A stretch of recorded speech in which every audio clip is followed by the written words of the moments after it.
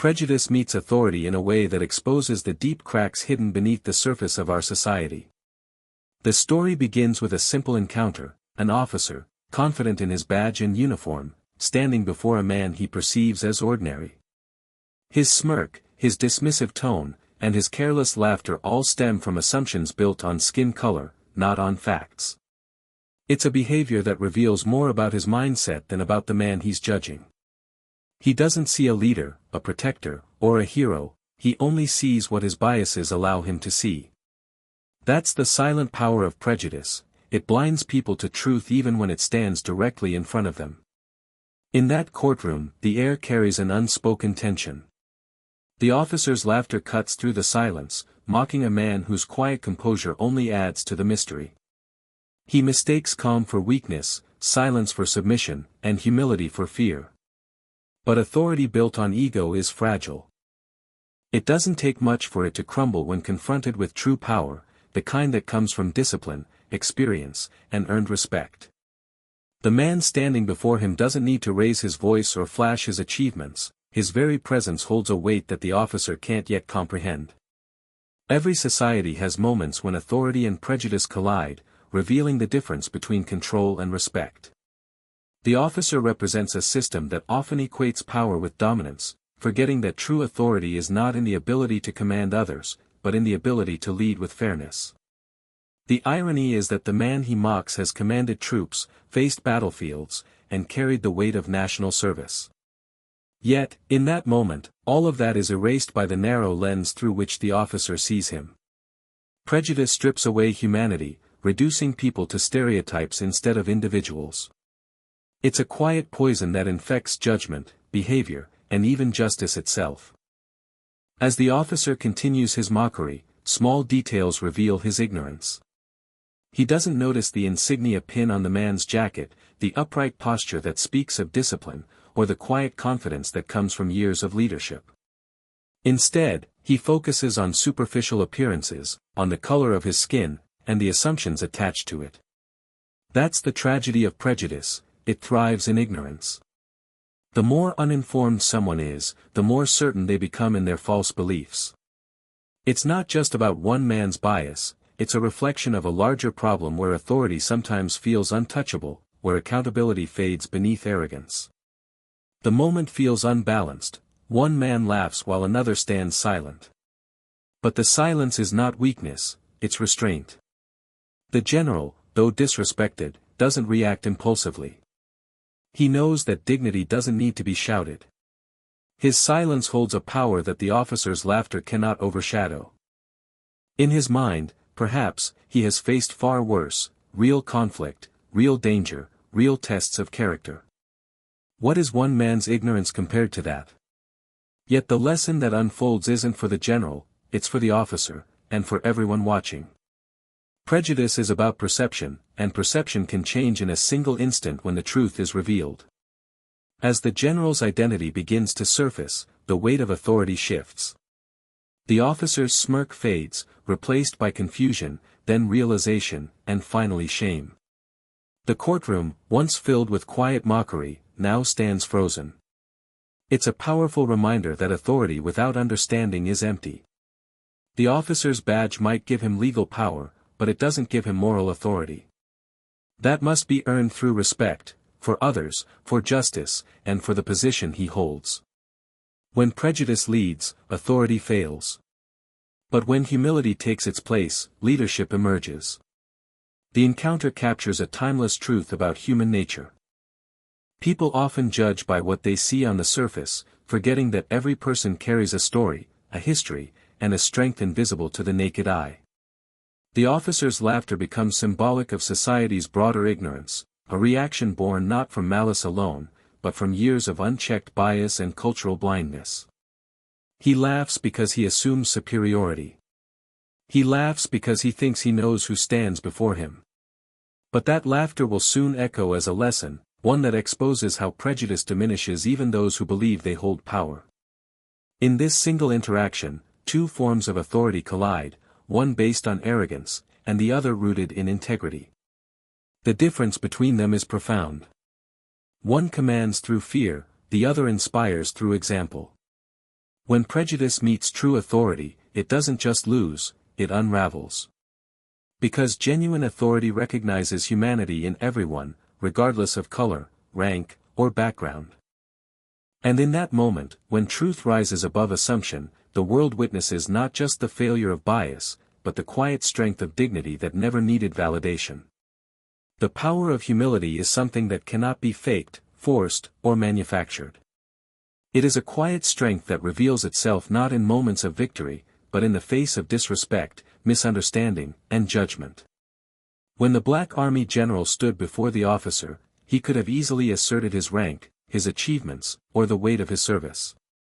But he chose not to. He chose composure over confrontation, patience over pride. That single decision revealed more power than any uniform or title ever could. Humility doesn't need to shout to be heard, it speaks in silence, and its voice often echoes louder than anger ever will. The courtroom was filled with people who expected a reaction. The laughter of the officer had set the tone, a mockery born from ignorance and arrogance. Yet, as everyone's eyes turned toward the general, waiting for a defense or a demand for respect, he stood still. His posture didn't waver, his tone didn't rise. In that moment, his calm became the most commanding presence in the room. The true essence of humility lies in control, the ability to rise above provocation without losing dignity. It's a rare form of power, one that disarms even the harshest critics and silences mockery without a single word spoken. Humility isn't weakness, it's wisdom in action. It comes from experience, from having seen enough of life to understand that pride can cloud judgment. The general had likely faced tougher moments than this, life and death situations where decisions had consequences far beyond personal ego. Compared to those moments, the laughter of one prejudiced man was insignificant. But that's what made his humility powerful. He understood that responding to ignorance with anger only fuels the fire, while responding with grace extinguishes it completely. His restraint wasn't submission, it was strength, the kind that comes from knowing who you are and not needing anyone's validation. As the officer continued to mock him, that same humility began to shift the atmosphere. People watching could sense the imbalance. The more the officer laughed, the smaller his authority seemed to become. The more the general remained calm, the larger his presence grew. This is the paradox of humility, it reverses power dynamics without force. When one person chooses stillness while another chooses arrogance, it becomes obvious who truly holds control. The general's silence was not empty, it carried the weight of every lesson learned, every battle fought, every moment of discipline that had shaped him. His humility was not a lack of pride, but the mastery of it. True humility is not about thinking less of yourself, it's about knowing your worth and not needing to prove it. The general's quiet demeanor came from that deep understanding. He knew his value, his service, and his identity. He didn't need recognition from someone who couldn't see beyond the surface. That's where humility becomes transformative, it allows a person to separate their self-worth from others' opinions. It gives them freedom from reaction, from insecurity, from the need to prove superiority. The general's calmness became a mirror, reflecting the officer's immaturity and exposing his ignorance without confrontation. The power of humility also lies in timing. The general waited, allowing the officer to reveal his true self through his behavior. He didn't interrupt, didn't correct him immediately, didn't defend himself. He allowed the moment to unfold naturally, and in doing so, he let truth do the work that words couldn't. When the revelation finally came, when the courtroom learned who he truly was, the contrast between the two men became undeniable. One had worn his authority as a weapon, the other had carried his authority with grace. And while one's laughter had filled the room moments earlier, now it was the general's quiet dignity that commanded absolute respect. Humility doesn't demand attention, but it inevitably earns it. It is magnetic in a world obsessed with pride and ego. The general's choice to remain humble didn't just teach the officer a lesson, it taught everyone watching one, too. It showed that true strength doesn't come from asserting dominance but from maintaining composure under pressure. It showed that power used wisely can inspire, while power abused always diminishes itself. The general's humility became a living example of leadership, the kind that leads not by control, but by example. Even those who initially sided with the officer began to feel the shift, sensing that they were witnessing something far greater than a simple courtroom exchange. At its core, humility transforms conflict into clarity. It allows others to see the truth of a situation without it needing to be forced. The general didn't win respect through confrontation, he earned it through character. His silence became a statement, his patience a form of strength. The officer's laughter began to sound hollow, his confidence began to falter, and his authority began to crumble. Meanwhile, the general's stillness grew heavier with meaning, his quiet presence overshadowing every mocking word spoken against him. In the end, it wasn't the uniform, the title, or the rank that defined power, it was the humility that held steady when pride tried to provoke it. Respect beyond uniforms is a concept that challenges the very foundation of how society views authority, identity, and worth. Too often, people are judged by the clothes they wear, the titles they carry, or the symbols stitched onto their uniforms. But true respect has nothing to do with appearance, it comes from recognizing humanity before hierarchy. In the courtroom where the officer mocked the Black Army general, this truth stood on full display. The officer saw only what his biases allowed him to see, a man he believed was beneath him. He didn't see the years of service, the sacrifices made, or the courage that defined the man's journey. To him, respect was something earned only by position, not by personhood. The general's quiet composure tested that shallow understanding of respect. His silence wasn't submission, it was a statement, a reminder that real respect cannot be demanded through authority, it must be given through understanding. The general had worn a uniform too, one that represented honor, duty, and sacrifice. But he didn't rely on it to define who he was. That's the difference between respect that's earned and respect that's expected. The officer expected respect because of his badge. The general, on the other hand, commanded respect through his character. The contrast between the two exposed the hollowness of authority when it isn't grounded in integrity. Respect beyond uniforms means seeing the person, not the symbol. It's easy to salute a title, but it takes depth to honor the individual behind it. The officer's mistake was assuming that his role granted him superiority over someone else. He failed to see that uniforms, whether of soldiers or police, are temporary. They represent service, not status.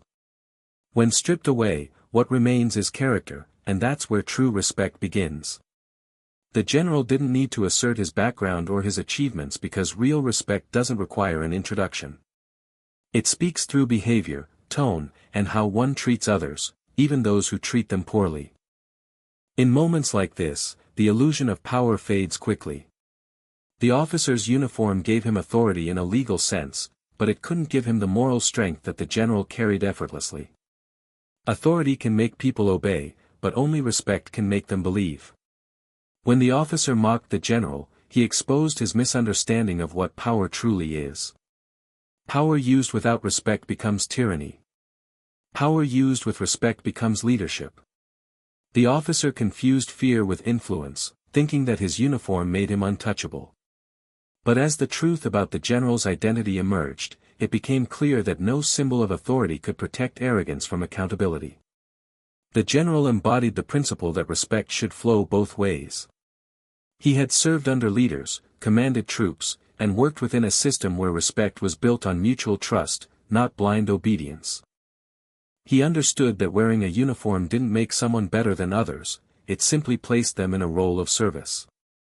True leaders respect those they serve, regardless of rank or background.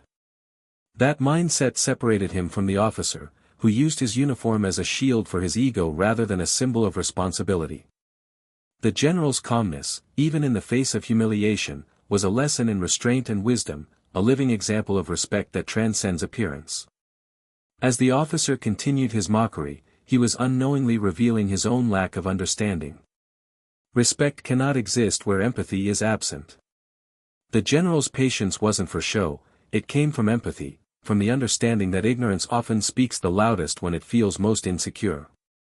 Instead of matching the officer's arrogance, the general met it with grace. In doing so, He reminded everyone watching that dignity doesn't need to be worn, it needs to be lived. His respect for the process, even while being disrespected, became a mirror reflecting the officer's moral shortcomings. It showed how easily authority can lose its meaning when detached from humanity.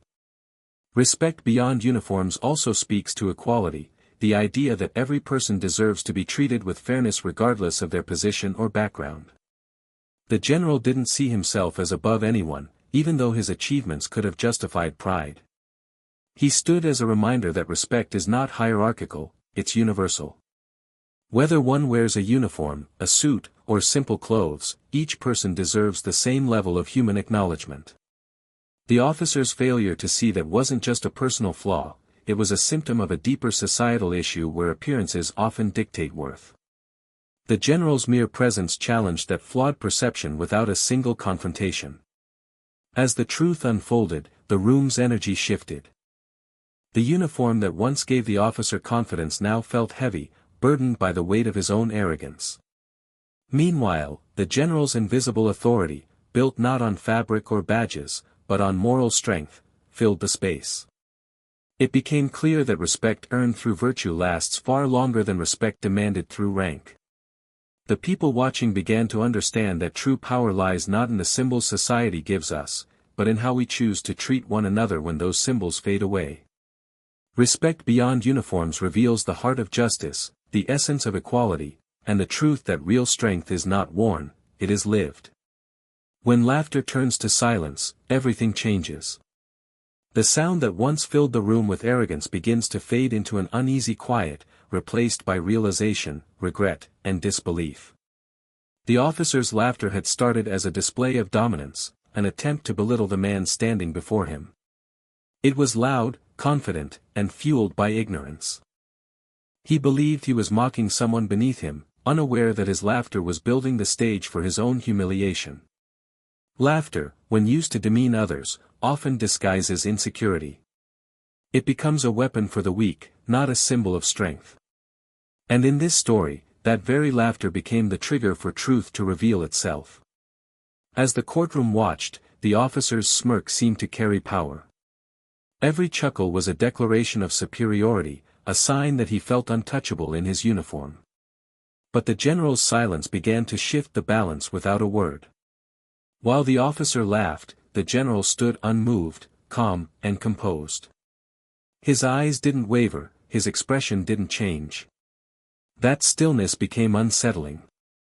People began to notice that the laughter didn't fit the moment. The more the officer laughed, the more out of place it sounded. It was as if the noise exposed his own lack of understanding, while the silence of the man he mocked grew heavier, stronger, and more meaningful. Silence has a strange power, it demands attention without asking for it. In the courtroom, that power began to grow with every second that passed. The general didn't need to respond or defend himself, his silence was the response. It carried the weight of experience, the discipline of command, and the confidence of someone who doesn't need to prove anything. The laughter, once a show of dominance, began to lose its strength. It echoed in the room like a hollow sound, bouncing off walls that now seemed to close in on the officer. The spectators felt it too. What once seemed amusing now felt uncomfortable. The silence started to expose the truth that arrogance tries to hide. There comes a moment when silence becomes louder than sound, and this was one of those moments. The officer, realizing that his laughter wasn't being matched, started to falter. The smile on his face wavered, not because anyone spoke, but because the weight of his own actions began to sink in. The silence wasn't empty, it was judgment without words. It was the quiet before revelation, the stillness that always follows when truth prepares to surface. The general didn't need to call out the disrespect, he simply allowed the moment to reveal it naturally. And as the tension grew, the laughter that once filled the room became a memory of arrogance about to meet reality. The shift from laughter to silence is more than a change in sound, it's a transformation of power. At first, the officer's laughter seemed to control the space, but silence reclaimed it completely. The general's calm presence began to dominate without a single word. This was the moment where true authority revealed itself, not through noise, but through stillness. The officer's uniform no longer seemed like a symbol of control. His laughter had exposed his lack of professionalism, his bias, and his immaturity. Meanwhile, the general's silence became the mark of leadership, strong, patient, and unbothered by the ignorance of others. The contrast was striking. One man sought validation through mockery, while the other commanded respect through composure. As the realization began to dawn on those in the room, the silence became almost unbearable. People started to understand who the man being mocked really was. The whispers began to spread quietly, a name, a title, a rank, and suddenly, the laughter that once seemed confident now felt shameful. The officer's face changed, his confidence slipping away as quickly as it had appeared. He realized that the man he had mocked was not just any individual, but a respected U.S. Army general, someone who had dedicated his life to service and honor. The silence that followed wasn't just from him, it came from everyone who had watched, realizing they had witnessed arrogance collapse under the weight of truth. Laughter turned to silence, and silence turned to reflection. The room that once echoed with mockery now carried an entirely different energy. The officer couldn't take back his words, and the general didn't need to say any. That is the power of restraint, the ability to let others reveal their own flaws without you having to lift a finger. The silence became the lesson. It showed that respect can't be forced, but it can be lost in an instant. It revealed how easily ignorance can turn confidence into regret. The transition from laughter to silence is more than poetic, it's justice unfolding naturally, without confrontation, without anger, and without revenge. The officer's final moments of realization were written on his face. His uniform, which once felt like armor, now felt like a burden. The silence surrounding him wasn't empty, it was filled with every unspoken thought of those watching. The general still hadn't said a word, but his very presence spoke volumes. The laughter that began as a symbol of mockery ended as a haunting reminder of how quickly arrogance can turn into humility. The silence was no longer awkward, it was deserved. It was the echo of dignity overpowering disrespect, of truth silencing ignorance, and of one man's calm strength proving that sometimes, the loudest response is no response at all. True leadership revealed is not found in grand speeches, medals, or commanding voices, it is found in how a person behaves when faced with disrespect, injustice, or ignorance. In that courtroom, the Black Army general didn't need to announce his rank or demand recognition to prove who he was. His very demeanor, the calmness in his eyes, the steadiness of his voice, the patience in his silence, spoke louder than any title could. Leadership is often mistaken for authority, but true leadership is about influence, integrity, and restraint. It's not about controlling others, it's about controlling oneself when others lose control. And in that moment, surrounded by mockery, the general's quiet discipline became a masterclass in what leadership truly means. The officer, confident and unfiltered, believed he was in command of the room. His laughter filled the air, his arrogance shaped his words, and his uniform became a shield for his ego. But true leadership doesn't need to humiliate to feel powerful. The general understood that. He didn't respond with anger or confrontation because he knew that leadership isn't about winning a moment, it's about setting an example that lasts beyond it. The difference between the two men was not in their ranks or their positions, it was in their values. One used power to belittle, while the other used wisdom to inspire. The general's silence became the strongest voice in that room, not because it demanded attention, but because it commanded respect naturally. True leadership is rooted in self-awareness. The general's restraint came from a lifetime of discipline, from years of understanding that strength is not in reacting but in responding wisely. He knew that every action reflects one's character, and character is the true measure of leadership. He had likely faced much greater challenges, decisions that affected lives, moments that required courage under fire.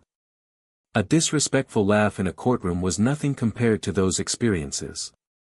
Yet, even in something so small, he saw an opportunity to lead by example. Leadership is not situational, it is constant. It shows itself even when no one expects it, especially when others are watching quietly, waiting to see what happens next. As the scene unfolded, the general's behavior began to shift the atmosphere without him saying a word. People noticed his composure, the way he carried himself with quiet confidence. It was as if he was teaching a lesson without speaking it. The officer's confidence began to waver, his laughter losing rhythm, his authority losing credibility. The general's presence revealed what real leadership looks like. It is calm under pressure, patient under provocation, and strong without aggression. When a leader understands the power of restraint, every silence becomes an act of control, and every calm gesture becomes an act of strength. The general didn't need to prove himself, he allowed his behavior to speak for him. True leadership also carries humility. The general could have easily revealed his identity early, shutting down the officer's mockery instantly. But he didn't. He allowed the moment to breathe, allowed the officer's ignorance to expose itself fully before the truth came to light. That patience wasn't about pride, it was about teaching, even if unintentionally. Leaders often teach not by lecturing, but by living the values they stand for.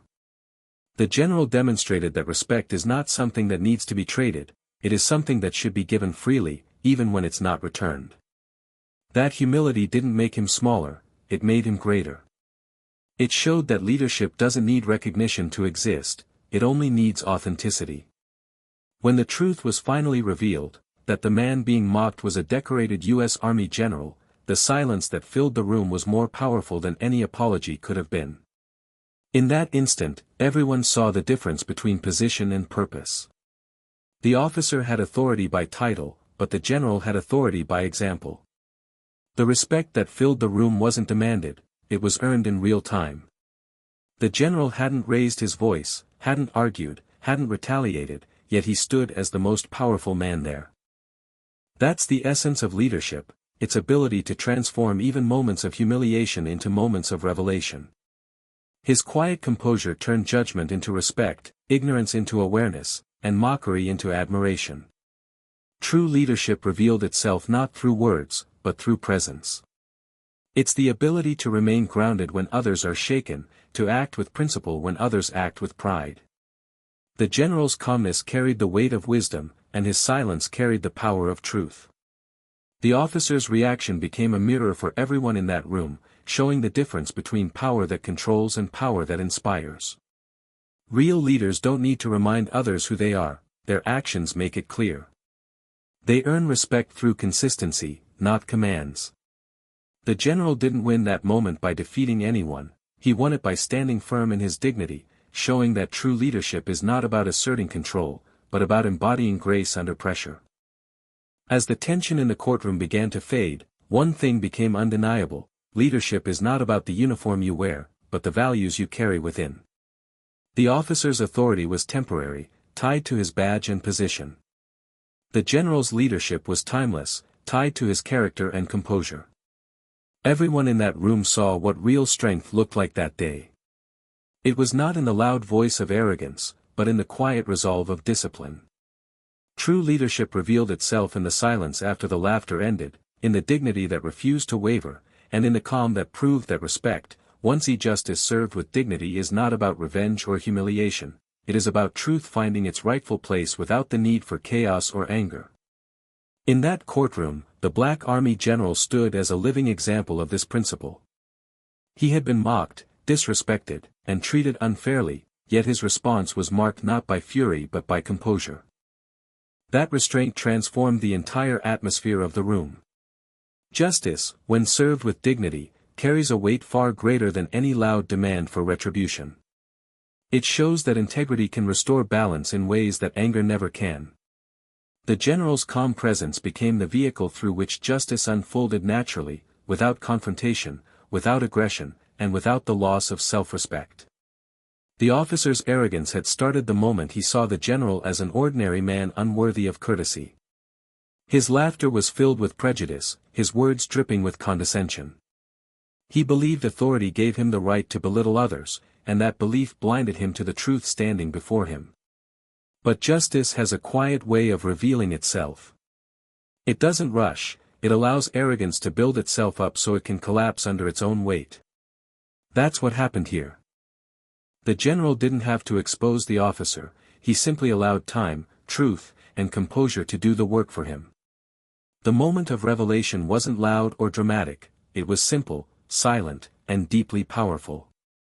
When the truth about the general's identity came to light, the entire courtroom felt the shift. The same people who had once watched silently now looked on in disbelief. The officer's face drained of color as realization struck him. The laughter that had once filled the room was replaced by a suffocating silence. Justice had arrived, not in the form of punishment or rage, but through exposure and awareness. It wasn't forced, it was earned.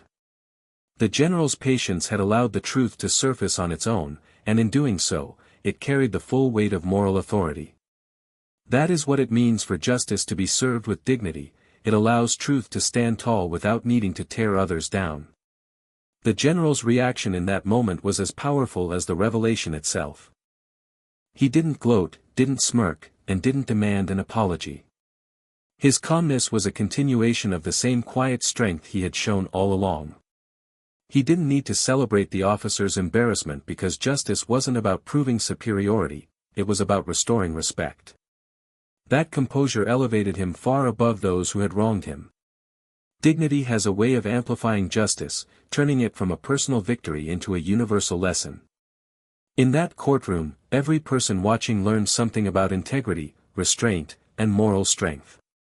The general's silence was not only a reflection of his character but also a mirror that showed everyone what real power looks like when it's guided by principle. Justice served with dignity is the kind that lasts.